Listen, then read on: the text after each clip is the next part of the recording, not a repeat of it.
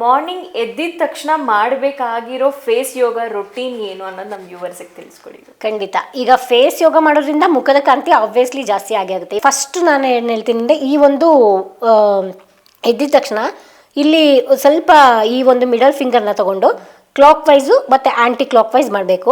ಯಾಕಂದರೆ ಇಲ್ಲೆಲ್ಲ ಮರ್ಮ ಪಾಯಿಂಟ್ಸ್ ಇರುತ್ತೆ, ಅದನ್ನು ಆ್ಯಕ್ಟಿವೇಟ್ ಮಾಡಬೇಕು. ಅದಾದ ನಂತರ ಈ ಹಿಂದೆ ಈ ಕೆಳಗಡೆ ಈ ಪಾಯಿಂಟ್ ಇದೆಯಲ್ಲ, ಇದನ್ನು ಈ ರೀತಿಯಾಗಿ ರೊಟೇಟ್ ಮಾಡಬೇಕಾಗುತ್ತೆ.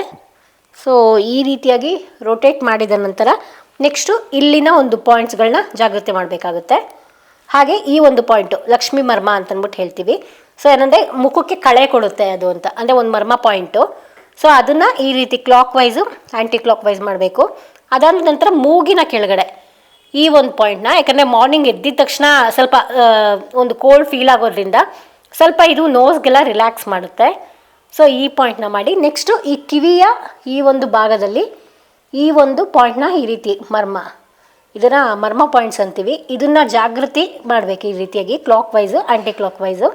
ಅದಾದ ನಂತರ ಐ ಲೆಫ್ಟು ರೈಟ್ ಬರಬೇಕು, ನೆಕ್ಸ್ಟು ಅಪ್ ಡೌನ್ ಬರಬೇಕು, ನೆಕ್ಸ್ಟು ಫುಲ್ ಕ್ಲಾಕ್ ವೈಸ್, ನಂತರ ಆ್ಯಂಟಿ ಕ್ಲಾಕ್ ವೈಸ್ ಮಾಡಿ ಕಣ್ಣನ್ನು ಬ್ಲಿಂಕ್ ಮಾಡಬೇಕು. ಜೋರಾಗಿ ಟೈಟ್ ಮಾಡಿ ಲೂಸ್ ಮಾಡಬೇಕು.